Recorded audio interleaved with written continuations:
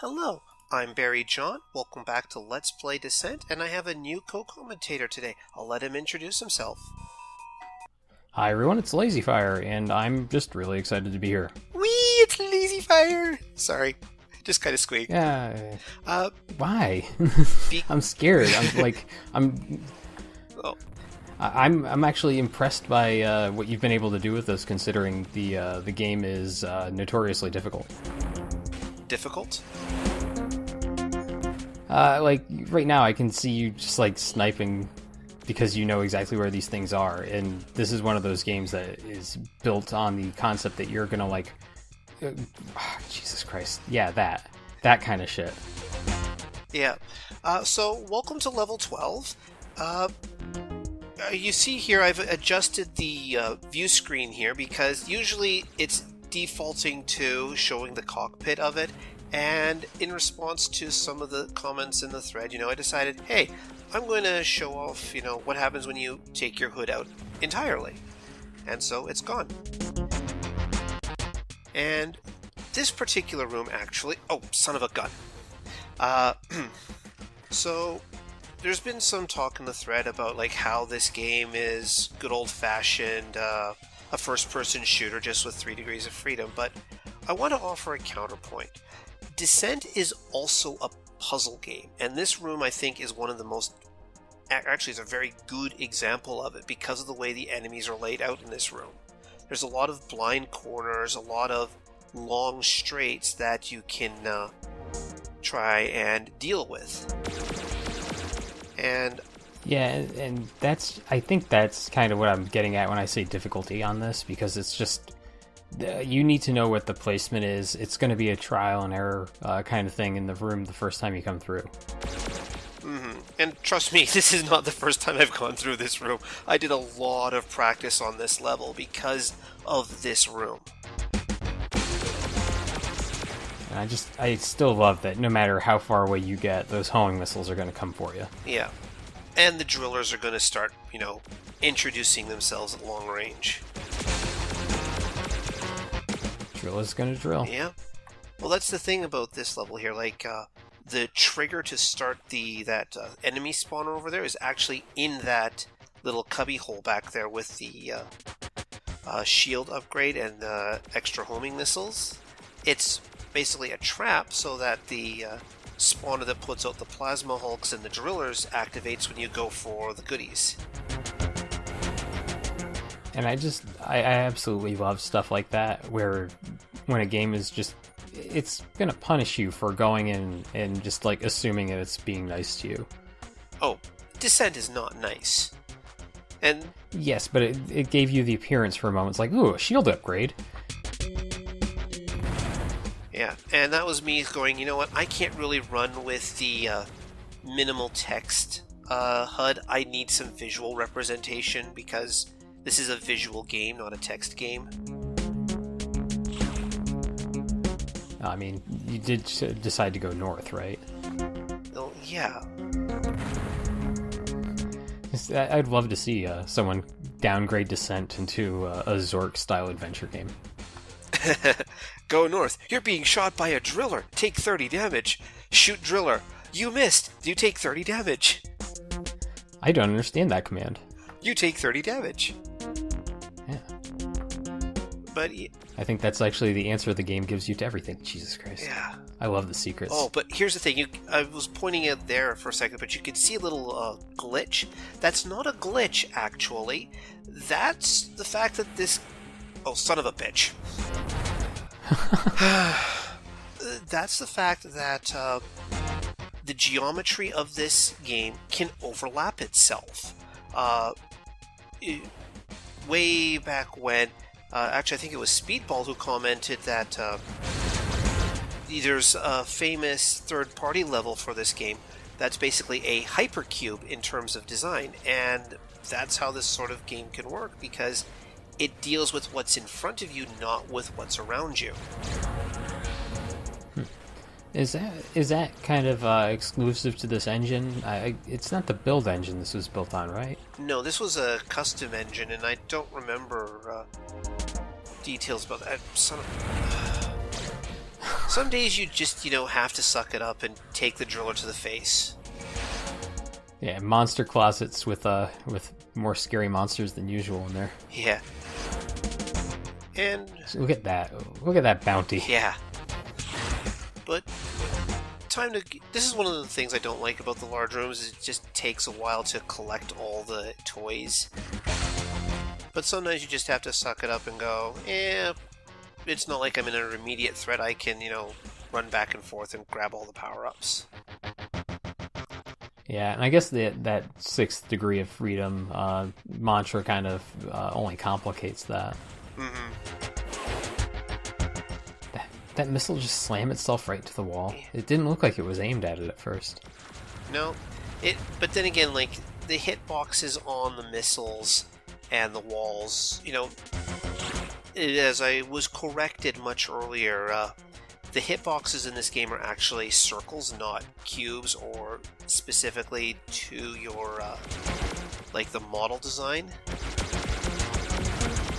Yeah, so it's more of a rounded feature. Mm-hmm. I mean, it does. I can understand it that. does make it easier for collision calculation. Basically, here is the center point. Anything crossing over the center point there, or from range of center point, is an impact.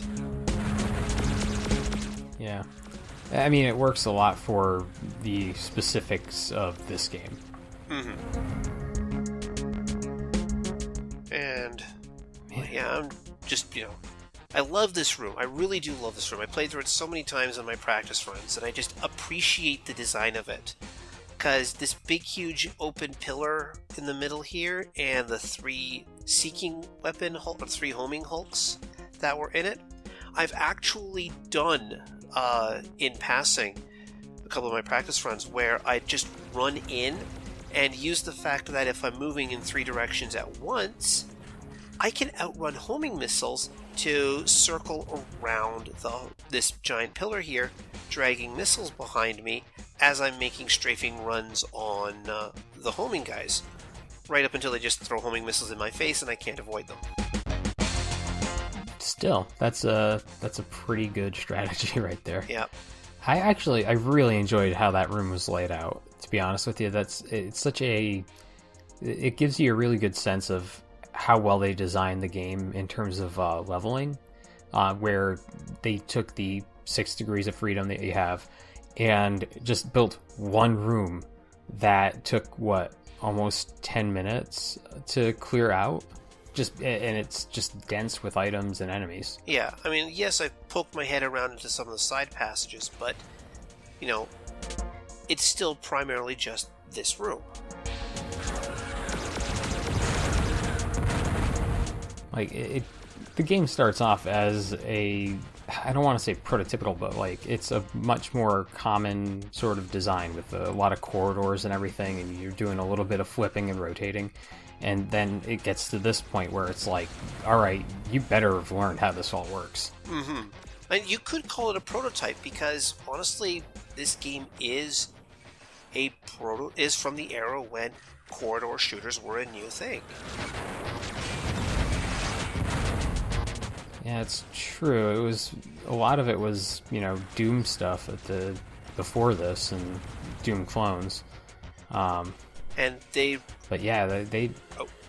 No, please go ahead. Oh, sorry, I was going to say, Doom infamously, didn't have the up or down keys. It didn't really work on the Z axis.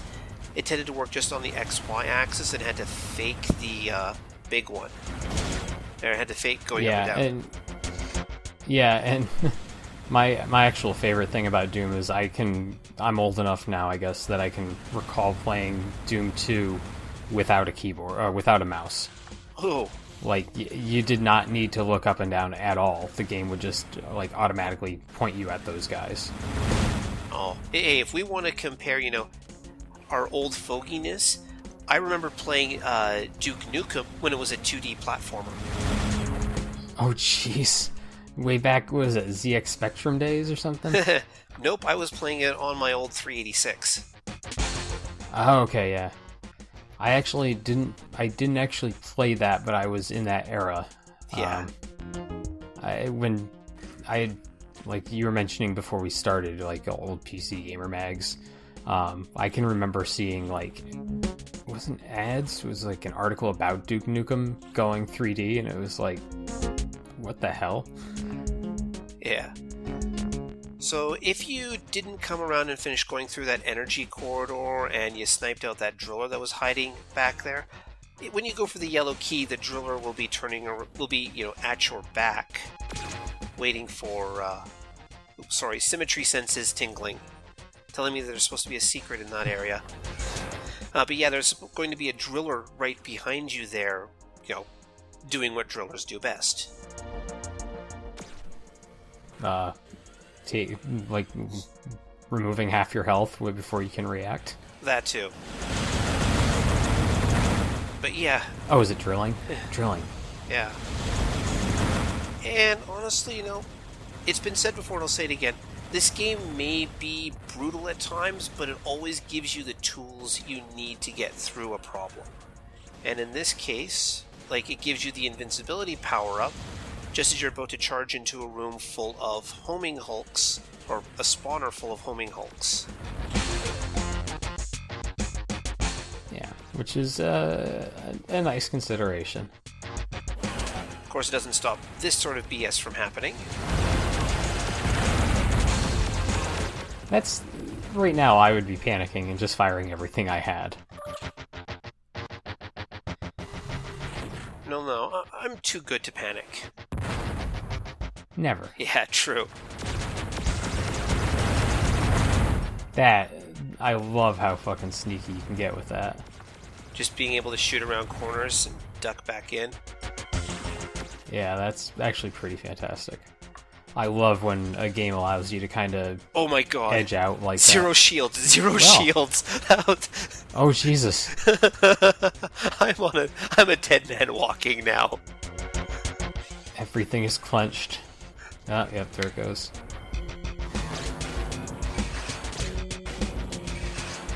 Well, just make the run back.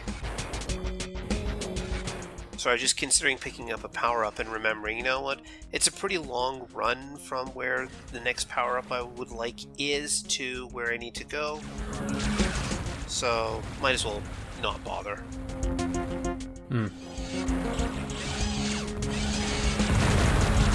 Oh, jeez. That noise is terrifying every time. Well, the sound design is great in this game. You know exactly when a driller is about to wreck your day because it screams at you. Oh, yeah. I think it's one of those things. Is this game one of those ones that actually had directional sound back then? Yes.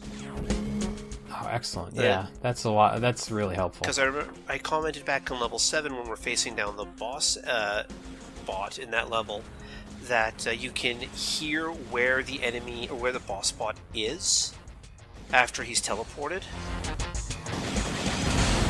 Yeah, I didn't know if that was exclusive to that one robot or not, so... No, that's good to know. No, it's one of those things where you can hear.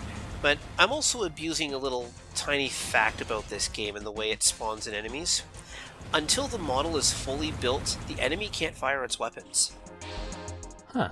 So, as long as I'm sitting there, waiting and interrupting the model from spawning in fully, they can't shoot at me. How was I playing the other day where that was not the case? Like, you just get shot automatically. I think it might have been, The Division, too. Even now, when people are, emerging from things, they'll just, knock half your health off with 2 shots. Yeah, but then again, you can't really compare a game like The Division to this. No, that's really true, actually. It's a very different thing, but... I was going to say Descent is better, but if you want to go with that... yeah. I mean... Crap. I can make a case... Ooh. Yeah, that was... I can make a case that they might both be very difficult games. But for different reasons. Yeah. So, yeah, just... The thing is, there's a spawn point for this spawner around the corner here, and... trying to break your way back out can be a pain.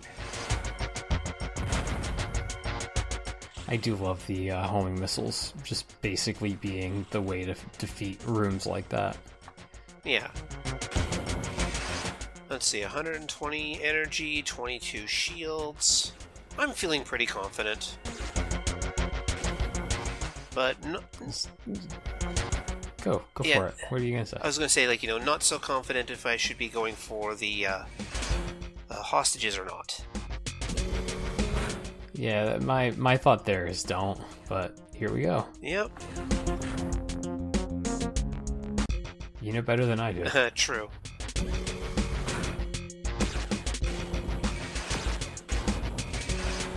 So this will be fun to watch. True. I would just be terrified the entire time. But I know something.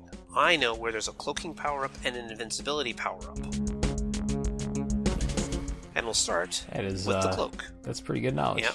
Yeah.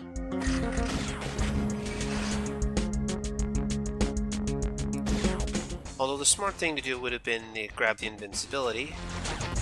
Oh yeah! If you if you collect power-ups, the enemies will see you collect power-ups. If you fire weapons, the enemies will see you firing weapons.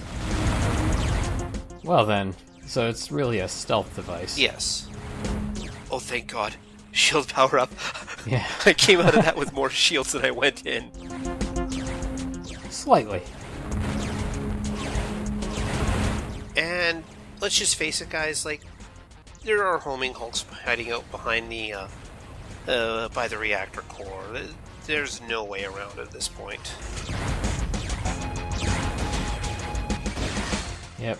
Go pick up some more homing missiles. Make it through there. Yep, and more importantly, Vulcan ammo.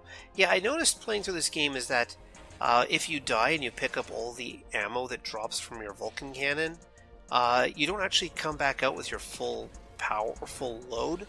You wind up like short a couple of thousand because of the way that counts work between picking up the actual cannon itself and the ammo pickups.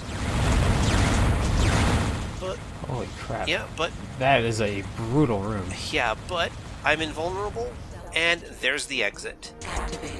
Huh, well. And that was actually level 12. So far one of my favorite ones because of that one giant room and everything else. It's just, a bonus thought attached to it afterwards. Yeah, that's actually a really excellent use of the game design right there. Mm-hmm. But thank you all for watching, and I'll see you guys next time. Bye.